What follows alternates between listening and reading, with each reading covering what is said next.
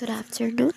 My name is Monica, and I'm here to tackle another kind of film, horror film.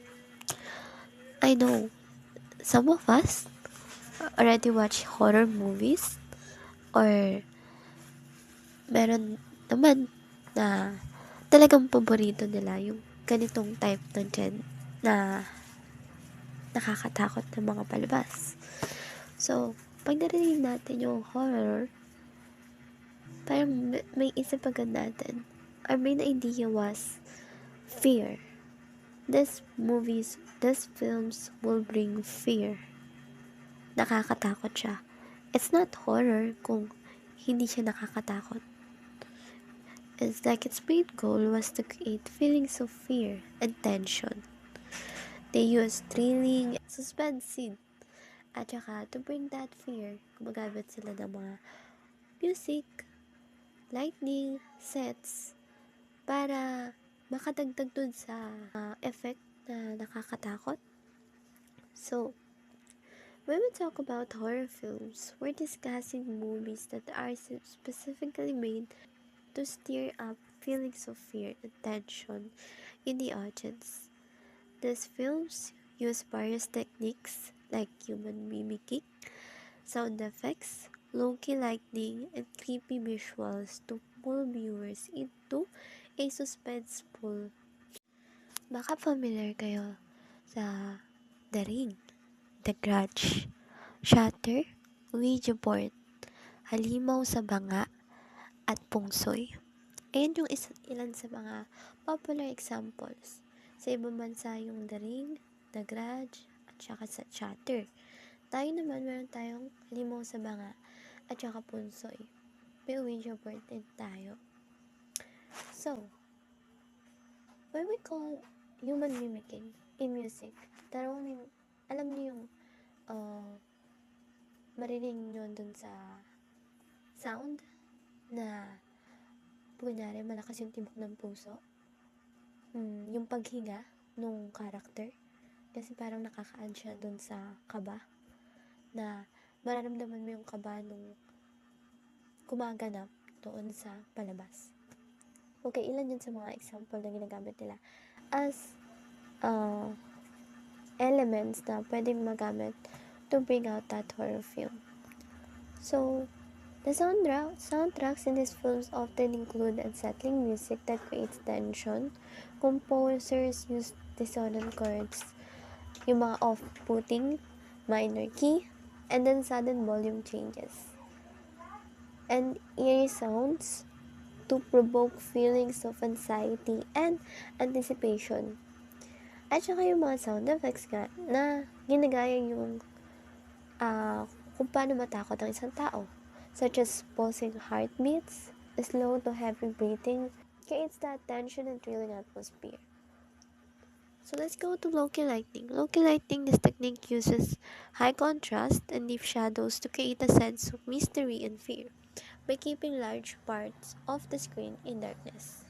Okay, example dun sa The Grudge. May kita nyo yung film na yon gumamit ng low-key lighting to enhance the feeling of dread in the haunted house.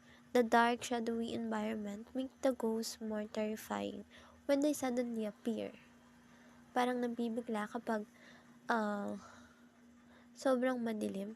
It can reveal something and merong pwedeng itago. So, pag mamit ng low-key lighting, yung mga lightning effects, nakakatulong siya para mas maging nakakatakot ang isang palabas na horror film. So, set naman, ayun yung mga man-made places, mga film studios kung saan ginagawa yung palabas. Horror films often set in isolated locations, cabins, forests, mountains, deserts, and abandoned buildings. Yung mga abandoned buildings ay yung dilapidated house, yung mga hindi na ginagamit. Abandon na kasi madami ng sira or something like that. Asylums, factories, or other abandoned structures. Madalas, diba, nakaka-add siya ng effect na kapag asylum, kunyari, madilim, isipin nyo, horror siya. Nagpapatay sindi yung ilaw. Tapos, asylum siya. So, ganun. Parang binuo siya para maging nakakatakot. Hindi lang siya about sa ghost.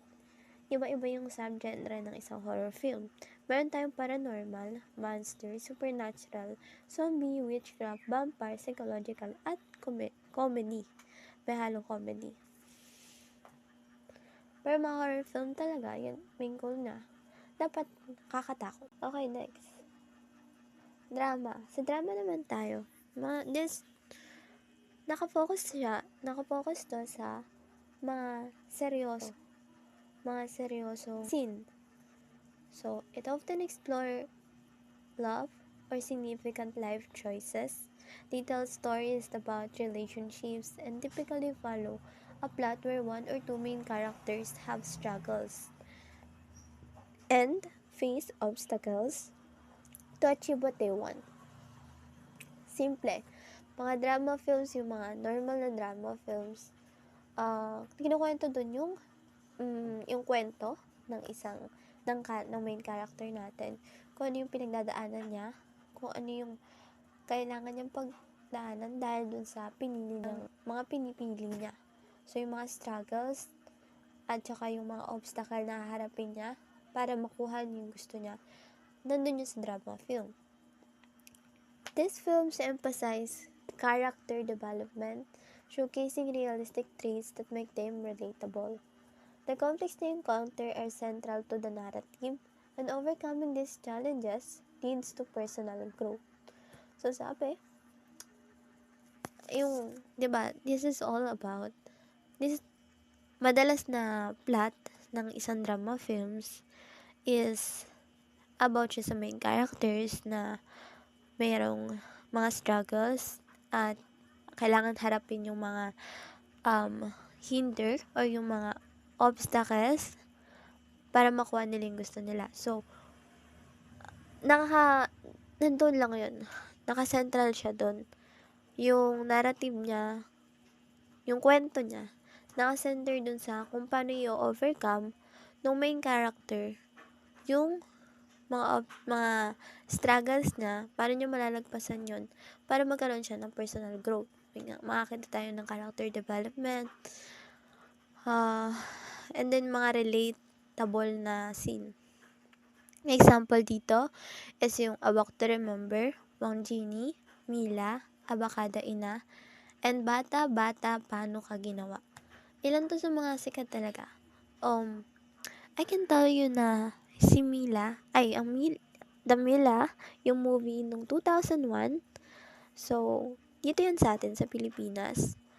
This is a film based on the life story of Anita Pamintuan na namatay na pinaglalaban yung habang may parang problema yung mga teachers doon sa hindi patas na pagsweldo sa kanila. So, kasali siya doon. Habang nangyayari yun, may ginawa si Mila na tinuruan niya yung mga Mila is like an inspiration para sa mga teachers at sa lahat na kung ano nangyari habang nagkakaroon nga ng pagwawelga yung mga teacher noon dahil sa hindi maayos na pagpapasweldo sa kanila and compensation. Isa siya sa mga natanggal, pero may ginawa siya doon na tiyak na nakaka-inspire. So, may kita mo doon yung paghihirap niya. Next is, eto na lang. Summary ng Mila. So, Mila participate in hunger strike. After got dismissed, she never stopped being a teacher. Not in the classroom, but teaching and guiding street children. She became an inspiration for teachers and for everyone. Next is Abakada Ina. Abakada Ina is simply about a mother who can't read, hindi nakatapos ang pag-aaral. So, from that plot, makikita nyo na may struggles dun sa main character. Hindi siya educated. Mahirap siya and hindi siya educated. May kukwento dun kung ano yung struggles ng struggle sa main character. Main character nito is si Stella. Next is Bata-Bata, Paano Ka Ginawa? No 1998 naman to. It's about Leia, who is a women's rights advocate.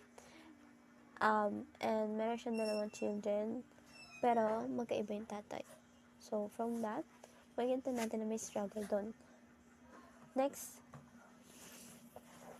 Okay, another one. Buddy movies. These films are about two protagonists, often of the same sex, who embark on an adventure together while forming a close friendship. The core of these films revolves around one hero needing to save the other, and both characters facing and overcoming various obstacles along the way. So, parang siyang adventure na may blend ng friendship. Minsan comedy siya na may emotional moments. It showcases the deep bond between the characters. Their interactions can lead to humorous misunderstanding, adding to the overall charm of the narrative. The protagonists usually come from a different backgrounds or possess a contrasting personalities, which often results in comedic situations and character growth as they learn to understand each other. Minsan, hindi sila nagkakasundo sa una, and then makikita natin na mabubuo yung friendship kasi they have the same goal. Meron silang common thing na gagawin, and then they build that friendship throughout the story. So, parang ganun yung body. When the word body, it's like friendship.